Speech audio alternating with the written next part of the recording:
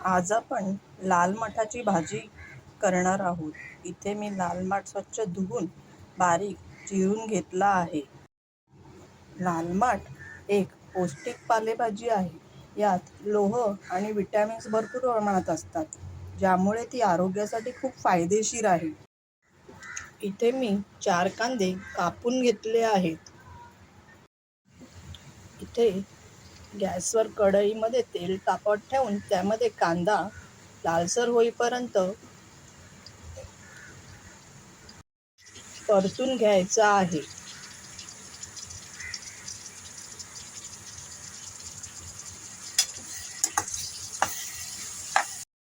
आता आपण ह्याच्यामध्ये मसाले टाकणार आहोत. मी अर्धा चमचा हळद टाकली आहे. लाल तिखट मसाला 1.5 चमचा आणि आपण ते चांगलं आता परतून घेणार आहोत. माठाच्या भाजीमध्ये लोह भरपूर प्रमाणात असते, त्यामुळे रक्ताची कमतरता दूर करते.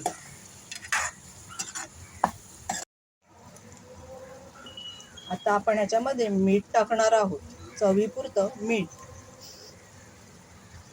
आणि चांगलं परतून घेणार आहोत.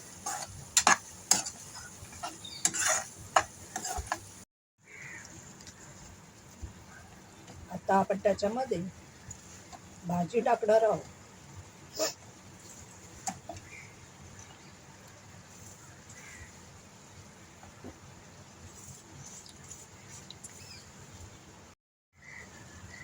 सहज पचणारी आणि बद्धकोष्ठता कमी करणारी भाजी असल्यामुळे पचनक्रिया सुधारते. अशी थोडी शिजून झाली की त्यामध्ये मी आता गूळ टाकणार आहे. माझ्याकडे अख्खा गूळ नसल्यामुळे मी गूळ पावडर टाकत आहे. गूळ नसेल तर तुम्ही थोडीशी साखर सुद्धा टाकू शकता. माठाला एक प्रकारची चव नसते, त्यामुळे मी इथे थोडंसं गूळ पावडर वापरली आहे. माठामध्ये कॅल्शियमचे प्रमाण चांगले असते, त्यामुळे हाडे मजबूत करते. मंद आचेवर झाकण ठेवून आपण 10 मिनिटं भाजी शिजत ठेवूया. 10 मिनिटांनंतर आपली माठाची भाजी रेडी.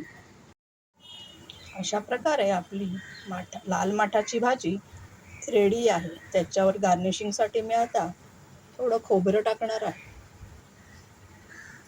तुम्ही हवं तर भाजी बनवताना सुद्धा खोबरं टाकू शकता.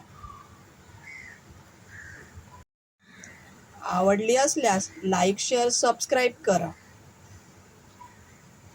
लाल माठाची भाजी आयर्न युक्त अशी